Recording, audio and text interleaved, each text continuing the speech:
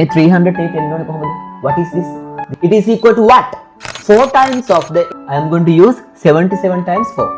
Why is that? Look at, they have given area of this ABD rectangular part. It is equal to what? 4 times of the area of this sector. What is the area of this sector? It is 77. So then what can you say about the area of this rectangle? It is 4 times of that.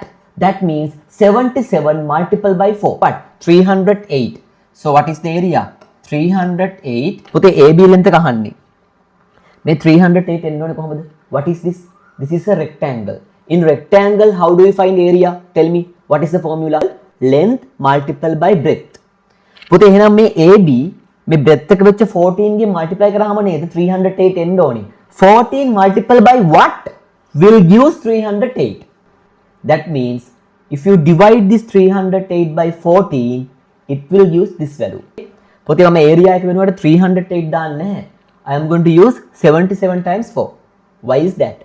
Because 77 times 4 if you use, then it is easy for your simplification. And the breadth is what? It is 14. එතකොට වාට එනවා මෙන්න මේ AB length එක 22 meters කියලා.